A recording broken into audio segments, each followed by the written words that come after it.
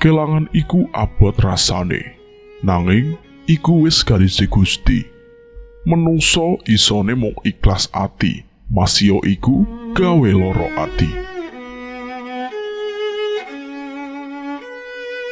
Assalamualaikum warahmatullahi wabarakatuh. Jumpa lagi di Lentera Hitam. Tentunya masih bersama Bobby yang akan selalu menceritakan kisah misteri pendakian gunung. Pada kesempatan kali ini, saya akan menceritakan kisah misteri yang berjudul Diary Steph, bagian kedua. Cerita ini sebelumnya sudah saya ceritakan, tapi itu di awal-awal. Dan untuk kali ini, saya akan melanjutkan ceritanya dengan pendakian yang kedua kalinya. Cerita ini kami ambil dari Twitter yang ditulis oleh Balakarsa. Terima kasih buat penulis yang sudah mengizinkan kami untuk menceritakan kisah ini. Terima kasih juga buat teman-teman yang sudah setia mendengarkan cerita ini. Oke, tidak usah lama-lama. Bagaimana kelanjutan ceritanya? Kita langsung saja ke ceritanya. Cerita horor dimulai.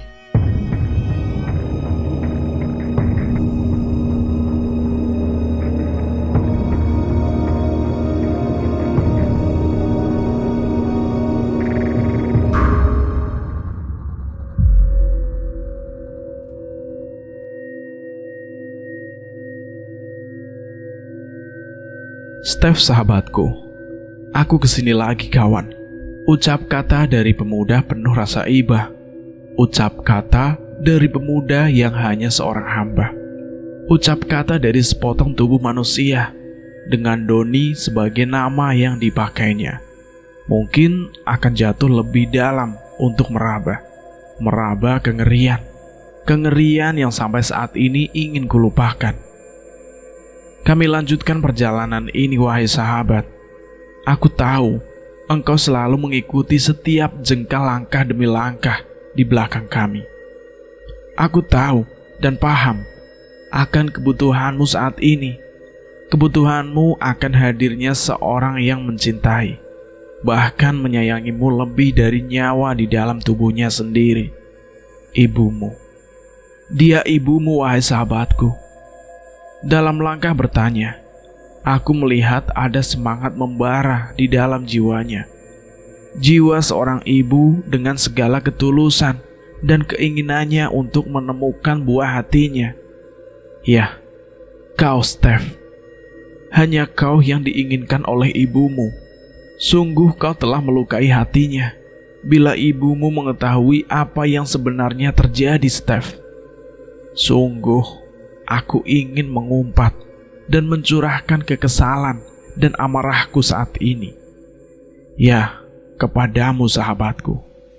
Bajingan. Bajingan kau, Steph. Apakah masih ada di antara anak manusia yang berani menghinakan dirinya saat ini? Hanya pemuda bodoh yang berani menghinakan dirinya. Karena bukan hanya dirinya saja yang tersakiti, namun ibu dan ibunya pasti merasa sakit. Jauh lebih sakit bila itu terjadi. Sekarang aku harus apa, wahai kawanku yang bajingan, yang sampai membuat kawanku ini berbohong atas kelakuan goblok dan pemikiran pendekmu itu, kawanku. Doni, kira-kira apakah ada jalur lagi selain ini? Mungkin kita ambil jalur yang tidak umum saja. Mungkin Steph tersesat di sana, ucap Tante Ida kepadaku. Bagaimana mungkin beliau menanyakan jalur lain, padahal kita baru beberapa kilo dari Plang atau Tugu Selamat Datang di jalur Semeru. Namun aku berusaha memberikan jawaban yang dapat mengerti oleh seorang ibu yang tak pernah menampakkan kakinya di jalur pegunungan ini. Maaf Tante, ini masih satu jalur Tante, menuju Pos Ranukumbolo. Tidak ada jalur lagi, cuma ini saja, ucapku berusaha tenang.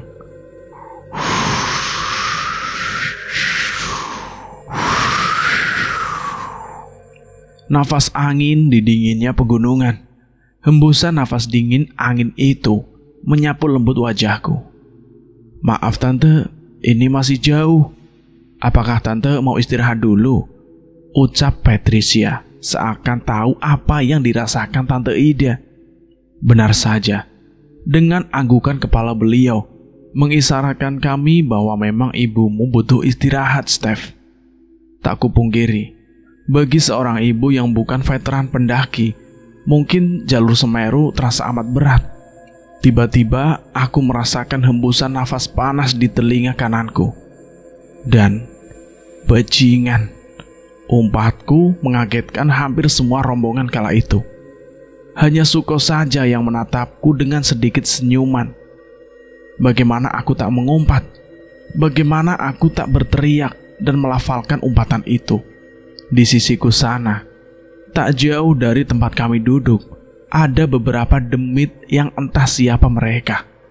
Demit dengan bentuk wajah yang sudah hancur, wajah dan tubuhnya. Tidak hanya itu, namun ada beberapa demit dengan potongan tubuh yang tak karuan itu.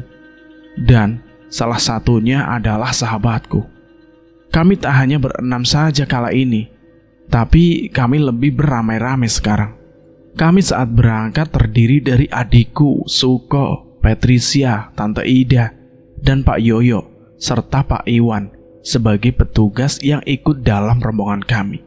Namun sekarang aku bisa melihat ada lusinan demit mengikuti kami.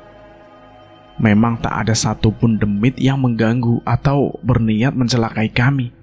Namun aku sangat jijik melihat dan bahkan menyaksikan wujud mereka dengan segala borok luka yang menghiasi tubuh mereka. Ternyata jadi seorang indigo itu tak seasik dan beruntung seperti kata orang. Aku sekarang harus kuat menahan isi perutku yang akan meluap dalam muntahan. Tak boleh aku muntahkan isi perut ini. Tak boleh aku menunjukkan ketakutanku ini. Tak boleh aku merengek walau kengerian selalu ada di samping kiri dan kananku. Maaf, ada semut masuk dalam jaket saya, ucapku untuk menutupi kengerianku ketika melihat lusinan demit itu. Santai saja, Mas. Aku sama Pak Iwan juga biasa kaget kok. Jangan diperhatikan. Ucap Pak Yoyo seraya tertawa. Iyo dek, ojo wedi. Jangan takut, ada saya. Bukan kamu saja yang bisa melihat mereka. Kami juga bisa melihat. Namun ucapannya dijaga kalau kaget, ya. Ucap Pak Iwan dengan serius. Apakah kedua petugas ini bisa melihat demit seperti diriku saat ini ya? Atau mereka hanya menenangkan aku saja? Apa sih yang dibicarakan? Kok aku nggak ngerti ya? Ucap Patricia, kebingungan dengan apa yang Bapak petugas utarakan barusan. Sambil menatap Tante Ida, aku berusaha menenangkan bahwa tak ada apa-apa, hanya memang merasa kaget saja. Selang sekitar 1/4 jam kami istirahat. Pak Iwan yang kala itu menjadi ketua rombonganku mengajak perjalanan kami dilanjutkan kembali, karena tak bagus kalau kita terlalu lama istirahat dan akhirnya kemalaman sampai di pos Ranukumbolo. Kami lanjutkan perjalanan ini, namun bukannya tanpa hambatan. Aku lagi-lagi seakan dihalangi untuk naik ke sana. Kaki ini terasa berat, bahkan jauh terasa berat untuk melangkah. Bukannya tak berat lagi, mungkin ini pendakian terberatku. Di atasku, di atas tas gunungku, telah ada sesosok pemuda tanpa kaki ikut dan menempel di tas karirku. Aku naik seolah menggendong sosok demit itu. Aku diam agar Patricia dan Tante Ida tak merasakan ketakutan. Kulangkahkan kakiku terus menaiki jalur itu, serta sesekali menuruninya. Beban yang aku bawa semakin lama semakin bertambah saja. Bagaimana tak bertambah? Ketika aku menoleh ke belakang, sudah ada demit lagi 2 yang ikut menaiki karirku. Sampai, Mas Doni, karirnya saya bawakan saja. Tetap jalan, Mas, ucap si Suko, seakan dia tahu apa yang aku rasakan. Di saat itu juga Suko mengambil tas punggungku, dan Pak Jono langsung menyandangku dalam pundaknya. Tenang, Mas, kamu pasti kuat. kata Pak Yono kepadaku. Bagaikan seorang lansia, diriku dipapah oleh Pak Yono, tetap melangkah kaki-kaki ini. Mungkin andai kalian tahu, aku merasa memanggul berat lebih dari 100 kilo di pundak dan di punggungku. Berat, capek, kesal, bercampur dalam marahku. Kenapa Doni? Kakinya tergilir ya? Sampai kayak gak kuat jalan gitu? Ucap Tante Ida padaku penuh cemas. Ku coba melempar senyumku kepada Ibu Mustaf. Ku coba tetap tersenyum dalam kesakitanku. Kesakitan akan demit-demit yang ikut menyelimuti di atas tubuhku. Enggak apa-apa kok Tante. Mungkin kakiku kena kram saja. Kita harus cepat. Ayo tetap jalan saja, ucapku kepada mereka. Dengan parang panjangnya, Pak Iwan menebas dedaunan kering di sepanjang jalur kami. Jalur yang tak semulus trotoar ibu kota itu memang dipenuhi alang-alang hutan dan dedaunan kering. Sampai di potongan jalan itu, sampai di rimbunan pagar semak belukar itu. Kami tetap melangkah mencoba kuat dan tegar. Rasa berat di tubuhku tak berkurang sedikit pun, namun malah bertambah dan bertambah. Brak! Tubuhku jatuh. Tak kuat lagi menyangga ratusan kilo dari beban beberapa demit yang sudah ada di setiap sisi tubuhku. Demit-demit itu seakan tak rela kalau aku meneruskan perjalananku ini. Oke, saat ini tas Doni kamu yang bawa Mbak Patricia. Tas Mas Suko saya yang bawa. Sekarang Pak Yono dan Suko tolong memapah Doni ya, agar tetap bisa berjalan, ucap Pak Iwan sambil mengambil tas dari Suko. Aku tetap meringis kesakitan kala itu. Seorang Doni bagaikan lumpuh, layu, di atas ketinggian pegunungan. Seorang Doni yang merupakan pemuda pendaki, seakan tak berdaya, merasakan ratusan kilo beban demit di tubuhnya. Aku ingin berteriak, rasanya begitu sakit. Namun aku tetap menguatkan tekadku menuju dirimu, Steph. Seperti tekad ibumu yang ingin menemukan dirimu di atas sana.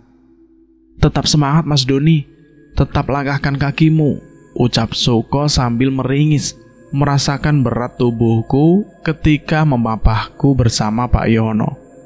Perjalanan yang kami tempuh hanya beberapa jam saja. Itu seakan perjalanan yang sangat lama bagiku dan bagi rombonganku. Demit, demit, dan demit seakan merangkak, bergelantungan dan berebut menaiki punggungku. Bahkan cucuran keringat kian deras dari kedua orang yang memapah di samping kanan kiriku. Wajah meringis dari Pak Yono seakan menandakan berat dari tubuhku yang semakin lama semakin bertambah. Sampai brak, kami bertiga jatuh ambruk dibuatnya. Jatuh karena tak sanggup lagi melanjutkan perjalanan di jalur Ranupani ke Ranukumbolo itu. Iki wis kelewatan. Suwe-suwe koyo asu. Bajingan iki nek dijarno. Ini sudah keterlaluan. Lama-lama seperti anjing. Bajingan. Ini bajingan kalau dibiarkan, ucap marah Pak Iwan. Hanya Patricia dan Tante Ida saja yang merasakan kebingungan dan tak mengerti akan semua ini. Hanya dua wanita ini yang tak merasakan keganjilan demi keganjilan yang kami hadapi. Sudah, sekarang kamu Mas Doni, pegangan punggungku ya. Kita tinggal sedikit lagi dan harus tetap melangkah, ucap Pak Iwan kepadaku. Sangat tak lazim sekali, aku yang seorang pendaki sampai dibopong 3 laki-laki sekaligus agar aku dapat terus melangkahkan kakiku. Di samping kiri Pak Yoyo, di samping kanan ada Suko yang memapah tubuhku, dan di depan aku masih menyandarkan tubuh ini ke punggung Pak Iwan. Sungguh berat, ini sudah di luar kemampuanku. Bahkan sudah melampaui kemampuan dari 3 lelaki di samping dan depanku. Dan dengan langkah yang terseok-seok, kami pun sampai di pos Ranukumbolo, tepat setelah sinar surya tenggelam di telan gelapnya malam.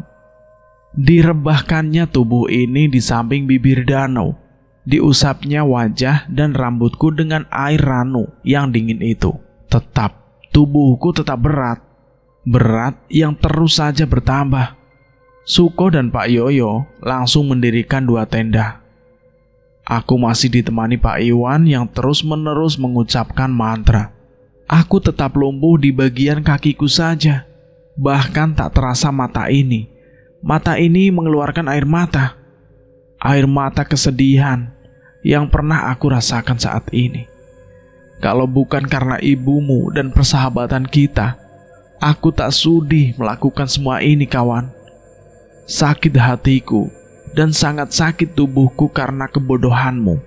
Apakah ada orang yang akan meniru kebodohanmu itu, kawanku? Semoga semua pemuda akan berpikir waras dan tak mengikuti jejak kebodohanmu itu, kawan. Tak luput dari pandanganku, Patricia dan Tante Ida membuatkan perapian di depan tenda kami. Tak ada kalimat yang keluar dari mulut mereka, seakan mereka sudah paham apa yang terjadi dan menimpaku. Dimasaknya makanan dan air panas itu dari kompor gas yang ada di tas ranselku. Disuguhkannya sarapan mengganjal perut itu kepadaku dan yang lainnya. Disodorkanlah teko yang berisi air panas itu. Minum dulu, Mas, jangan menyerah ya. Tetap semangat walau aku tak tahu apa yang sedang menimpamu, ucap Patricia sambil menyuapiku dengan makanan dan air itu. Wahai malam yang mencekam, demi apapun aku sangat menikmatinya. Aku menikmati kehancuran akan rasa tubuhku. Namun aku juga menikmati perasaan itu. Perasaan yang bercampur antara kesedihan dan juga kehangatan yang disuguhkan olehnya. Oleh wanita dengan nama Patricia dengan gelapnya malam. Andai tak ada campur tangan demit yang menggangguku, malam ini adalah malam terromantis yang pernah aku rasakan selama hidupku. Aku yang duduk terpaku disuapi oleh bidadari yang berwujud wanita itu, bidadari yang berasal dari Semarang itu. Tak kuasa benak ini mengucap rasa indah nan nelangsaku. Menangis. Aku menangis di depan wanita yang terus menyuapiku dengan tangan lembut dan senyum itu, serta aku disuapi oleh bidadari yang ikut meneteskan air matanya di piring makananku. Semoga kau adalah satu-satunya wanita yang akan menyuamiku, Mbak. Terima kasih, ucapku sambil tersenyum dalam tangisku. Memang ada beberapa pendaki lain waktu itu. Mungkin tak lebih dari jari tanganku jumlah tenda di sebelah tenda kami. Namun walau ramai, tetap terasa sepi.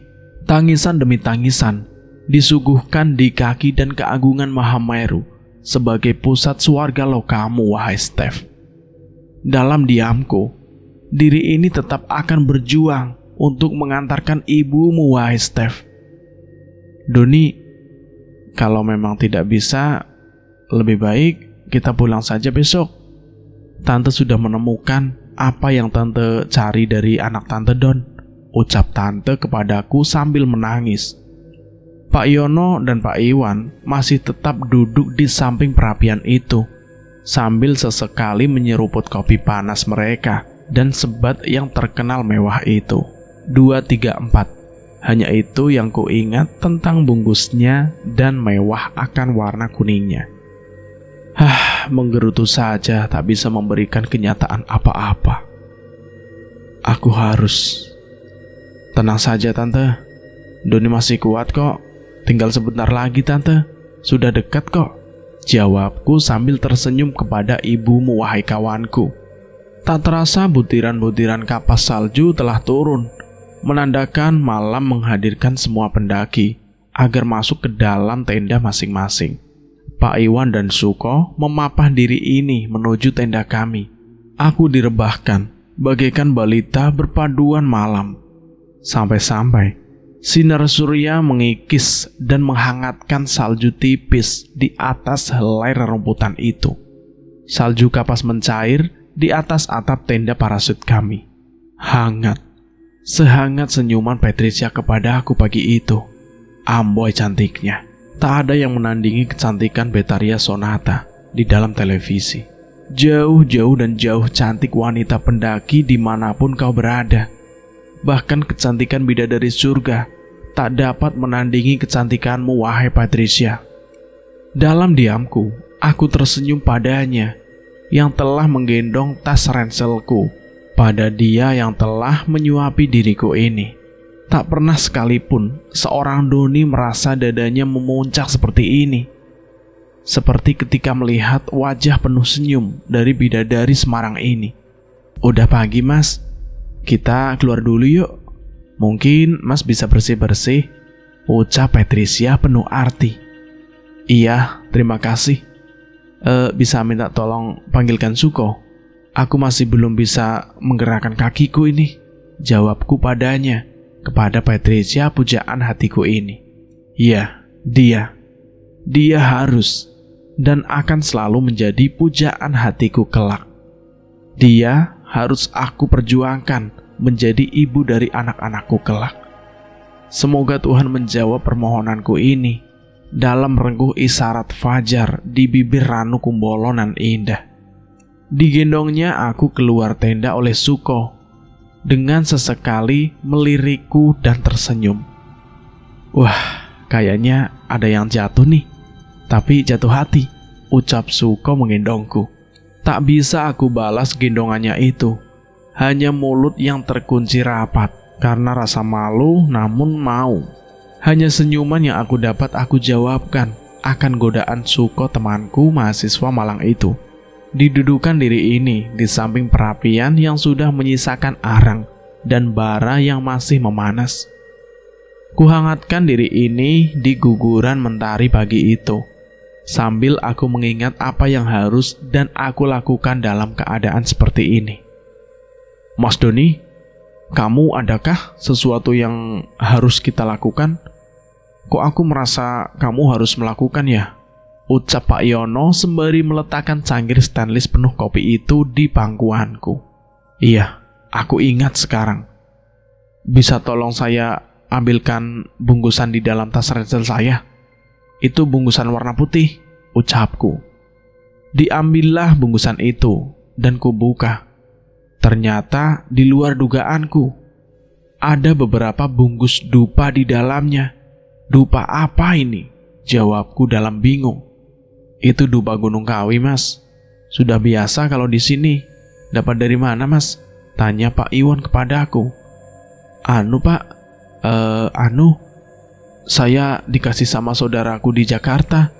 Katanya boleh dipakai kalau ada sesuatu yang menyulitkan saya. Seketika itu juga, Pak Iwan mengambil 1 biji dupa tersebut dan dibakarnya dupa itu. Sembari, Bapa Biung, nalika anakmu pirangan pitulung ingkang jasad sejatine jabang bayine Doni. Waraso saka kersaning Gusti Kang Maha Agung. Seperti rapalan mantra, suasana seakan begitu ramai akan hal yang tak masuk akal. Semerbak wangi dari asap yang mengiringi membuat semua demit yang menempel erat di sekujur tubuhku ini melayang entah kemana. Mereka seakan berebut menikmati setiap kepulan asap wangi itu. Sampai aku terkejut namun juga terpesona akan kepulan putih itu. Semuanya, ya, semua demit seakan meninggalkanku dalam dudukku yang masih merasa takjub akan kebesaran Tuhan di pagi itu. Bagaimana tak terkesima menyaksikan kumpulan demit bagaikan keindahan kupu-kupu yang terbang ke angkasa yang biru itu. Menakutkan, tapi juga sangat menarik perhatian mataku. Ku ambil kopi di pangkuanku itu. Ku seruput kopi di cangkir itu. Tak terasa, kaki dan badanku bisa digerakkan. Syukur, hanya itu yang sanggup kuutarakan oleh anak manusia bila mendapatkan kesembuhan akan sakit dan beratnya. Hanya itu yang mampu kuucapkan kepada nikmat yang luar biasa dari Tuhan. Terima kasih Tuhanku. Terima kasih atas segala kasih sayangmu kepadaku, si anak manusia. Ku gerakan. Alhamdulillah, kaki saya sudah tak lumpuh lagi, Pak. Ucap girangku kepada semua. Pada semua yang duduk melingkar di samping dan di depanku itu. Pada teman dan juga ibumu, Steph. Dan tiba-tiba, krak, krak, handitok Pak Iwan berbunyi. Ada info dari bawah yang menandakan kami harus menunggu di Ranukumbolo. Karena, aku tak tahu kenapa kami harus menunggu di sana. Padahal aku sudah siap dan kuat melanjutkan perjalanan kami ke Kalimati. Tak terasa pagi pun seraya merambat, menunaikan sinar siang sang surya. Apa yang kami tak pernah sempat pikirkan, ternyata telah dituangkan. Dituangkan dalam perjalanan penuh luka dan laranya. Di kejauhan tampak beberapa orang berjalan, seraya mendekati kami yang sedari tadi hanya diam di dalam lamunan. Halo Pak, ini yang saya suruh nunggu. Bapak ini memaksa kami mengantarkan sampai ke Anda, ucap petugas muda pada Pak Iwan sebagai seniornya. Siapakah Bapak yang memaksa meminta diantar itu? Dibukanya penutup jaket orang itu. Dan kalian yang pernah merasa, yang pernah baik dan simpati kepadaku, tegaklah ke langit atau awan mendung. Kita tak pernah menampakkan apa-apa. Kita tak akan pernah kehilangan apa-apa. Suhoki. Catatan seorang demonstran, Selasa 11 November 1969. Maafkan aku, Mama. Maafkan aku. Ucap penuh tangis air mata seorang lelaki seraya menghampiri Tante Ida. Tak kulihat bahagia di raut wajah masing-masing wajah mereka. Hanya tangisan dan tangisan yang menyesakkan dada cukup lama. Dan akhirnya Tante Ida yang menangis bersimpuh itu mengenalkannya. Mengenalkan lelaki itu kepada kami semua. Ini Om Heri, bapaknya Steph. Mungkin Doni dan semuanya belum pernah ketemu, ucap Tante Ida penuh haru dengan mata berkaca-kaca. Tangisan kesedihan disuguhkan di kakinya yang agung. Tangisan dua manusia yang telah merawat serta pernah menyayangimu, wahai kawanku.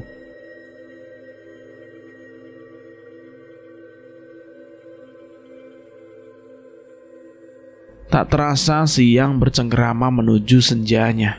Suapan demi suapan kesedihan memenuhi relung kehidupan dari anak manusia. Sudahkah berbincang-bincangnya? Mari kita lanjutkan perjalanan ini, ucap Pak Iwan mengajak kami melangkah.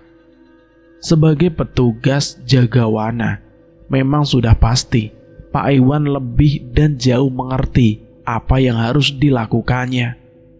Dan yang pasti akan ada satu lagi kengerian yang kami rasa. Namun, pasti berjuta kengerian akan disuguhkan kepadaku, pada Doni si pemuda yang jauh dari kata perkasa. Kami bertambah anggota di rombongan kami. Ada 8 orang tambahan, yaitu Om Heri dan juga petugas senior itu. Sampai tanjakan demi tanjakan kami lalui dengan cinta.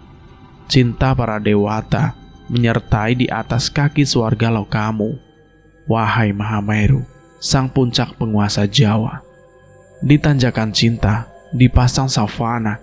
Di jalur itu tak terasa tangan ini. Tanganku menggandeng lembut jemari seorang perawan. Ya, aku menggandengnya, penuh rasa akan bahagia. Aku gandeng tangan jemari gadis Semarang ini, bukan karena apa, namun agar aku merasa nyaman dengan senyuman bidadari yang selalu menyorotku, walau aku tak mengenalnya dengan lama. Kamu sudah baikan, Mas? Kalau kakinya pegel, bilang ya, ucap Patricia dengan nada manja khas perawan kota. Hanya senyumanku saja yang kubalaskan, tanpa kata. Namun aku yakin bahwa itu sudah menjawab dan melebihi segala apa yang tersirat di dada.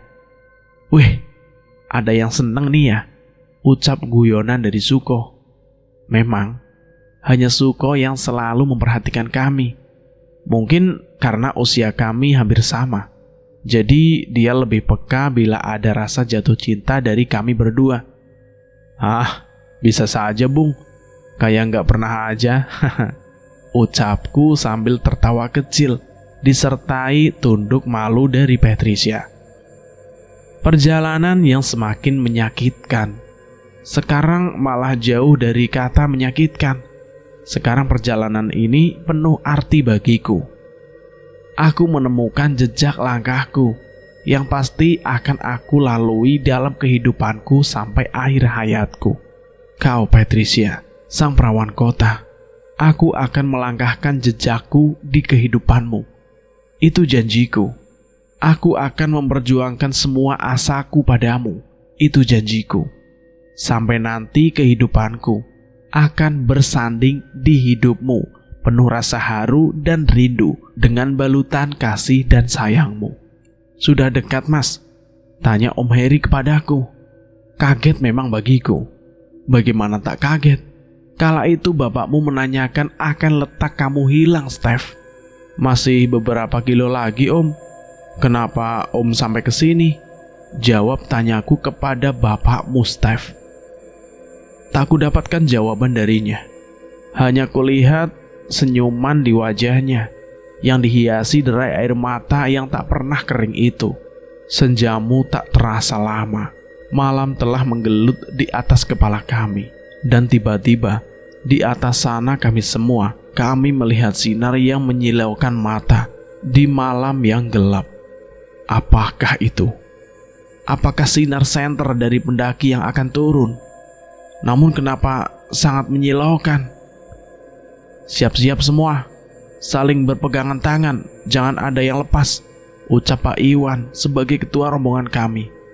Benar saja, secepat kilat namun melambat, sinar itu menghampiri kami, dan kami menyaksikan kepiluanmu, wahai sahabat. Kau, Steph.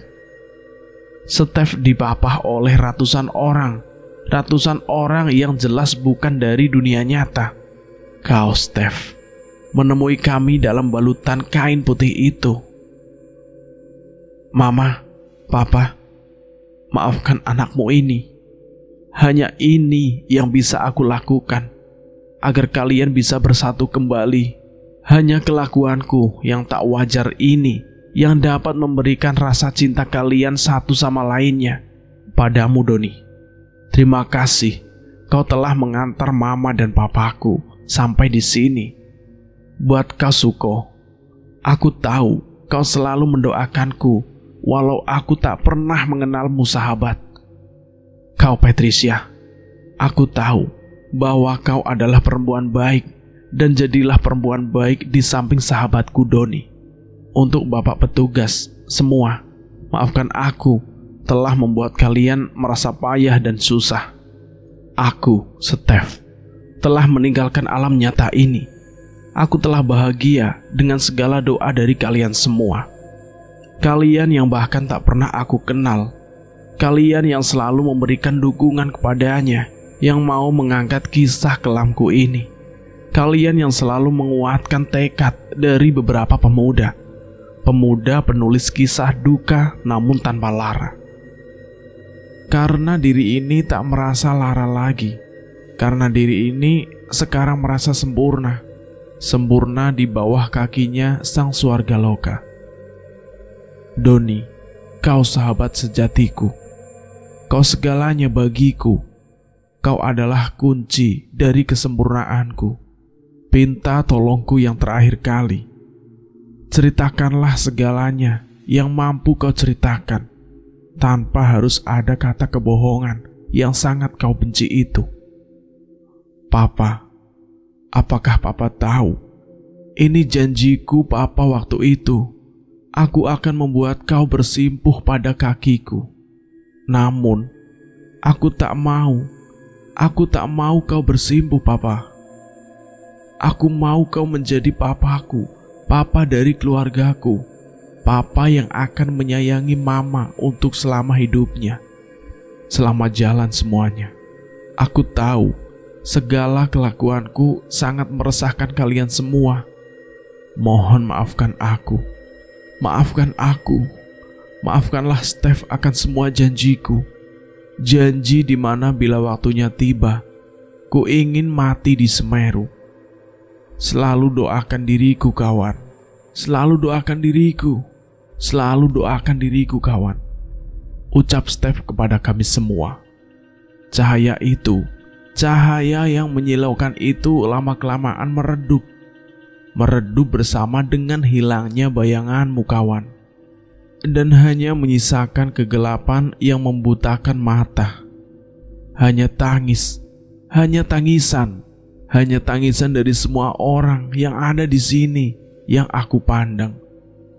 Semua menangis, tak terkecuali para bapak-bapak petugas yang mengantarkan kami. Dan mari doakan Steph. Al-Fatihah untuk Steph. Mari kita semua tetap melanjutkan perjalanan ini sampai ke Kalimati. Aku sudah dapat jawaban akan segala sesuatu yang aku pikirkan selama ini, ucap Pak Iwan, sembari menyeka air mata di wajahnya.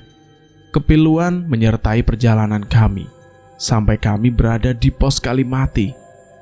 Di sini jam menunjukkan tepat pukul 21.00 malam. Dinginnya udara yang di bawah 0 derajat membuat kami bergegas mendirikan tenda dan perapian. Tanah berdebu yang berwarnakan putih kecoklatan menandakan memang pos ini jauh dari kata air, memperlihatkan bahwa kegersangan saja yang bisa disuguhkan. Tenda dan perapian telah selesai dibuat. Tinggal duka kami yang tersisa dalam teriak geru segala lagu akan duga lara dalam malam yang merayakan kehilangan.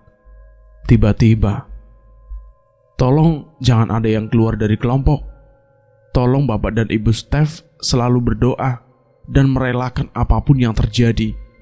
Jangan berpikiran macam-macam, ucap Pak Yono seraya memberikan teko kopi kepada Om Heri. Iya Pak, saya sedih, namun saya akan mengikhlaskannya, apapun itu yang terjadi, ucap Om Heri kepada Pak Yono. Pagi pun mengusir gugusan embun salju. Pagi pun mengusir malam tanpa gangguan sedikit pun dalam gelapnya. Suara serangga memekakan telinga dunia. Sinar matahari hangat tak ada tandingannya. Oke, sekarang kita ke bawah ya. Kita lihat di sumber mani. Apa yang ingin kita ketahui akan terjawab, ucap Pak Iwan. Tenda kami bersihkan. Perapian kami binasakan sampai tak ada bara sedikit pun yang menyala.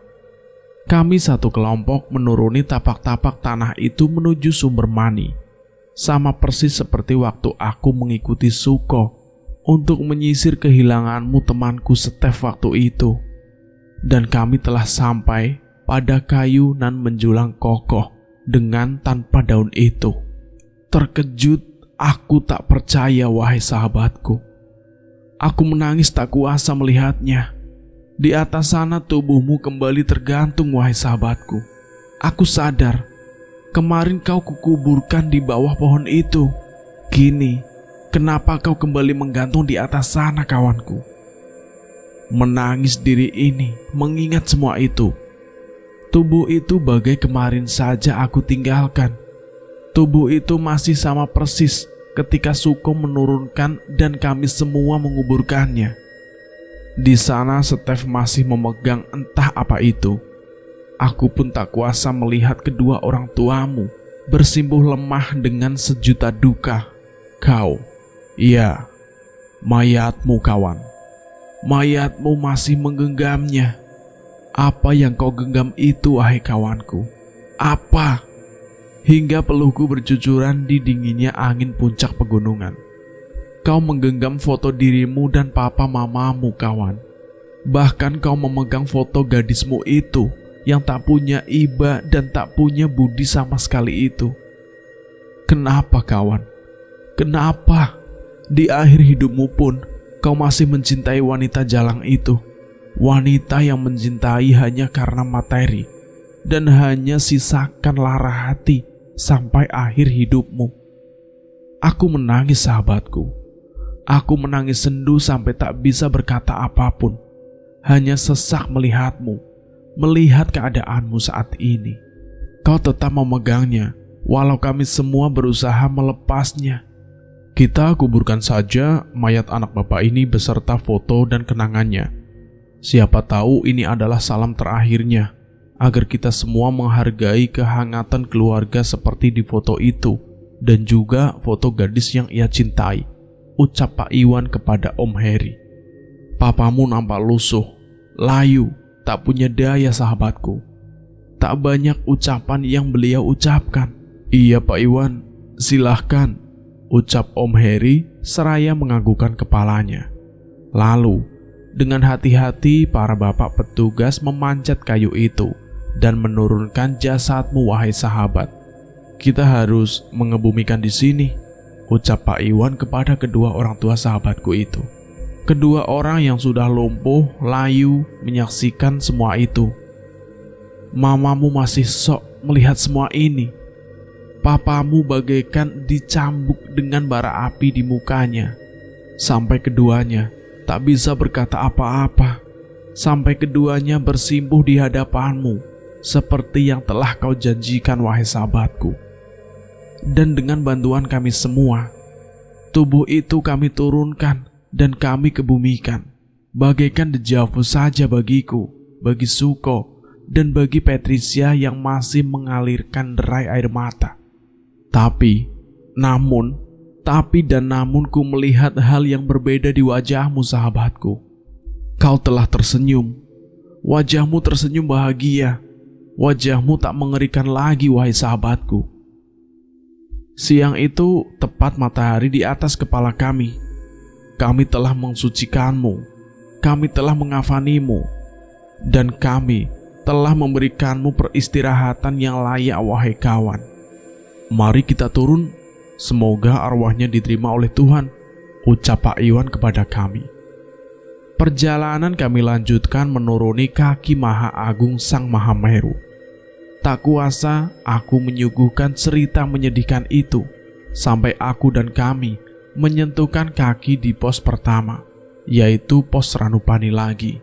Pak Yono langsung mengambil buku data serta menyatakan bahwa Steph telah meninggal di Kalimati dan dikuburkannya di sana tanpa membawa jasadnya karena terkendala medan. Data dan buku serta surat kematian ditandatangani oleh Om Heri sebagaimana walinya. Dan aku Doni, telah dan tampak lagi demit di sekitarku. Aku kembali normal lagi seperti Doni yang dulu. Aku Doni setelah itu masih berhubungan dengan Tante Ida dan Om Heri yang telah akur dan tak terpisahkan lagi. Aku yang telah menamatkan kuliahku dan meminang perawan Semarang itu menjadi istri dan ibu dari anak-anakku. Aku Doni yang masih berhubungan dengan Suko, teman saktiku dari Malang. Aku berterima kasih akan segalanya. Jadikanlah hidupmu berguna bagi orang yang mencintaimu. Jangan hancurkan hidupmu hanya untuk menyakiti perasaan orang yang menyayangi kalian. Hidup itu sangat berharga. Buang kebodohan untuk mengakhiri hidup, karena itu akan melukaimu, melukai orang-orang di sekitarmu, dan itu sangat terlarang di ajaran semua agamamu. Menarilah kehidupan ini, sebagaimana burung merak melebarkan serta menguncupkan helai bulu indahnya. Hidup bisa di atas dan jarang di bawah. Hidup juga indah dan tak jarang juga buruk. Tetaplah menjadi manusia yang mampu berpikir jangka panjang agar tidak menyesal di kemudian hari. Namun itulah hidup, hargailah kehidupanmu. Salam lestari, dariku si petualang malam, Doni.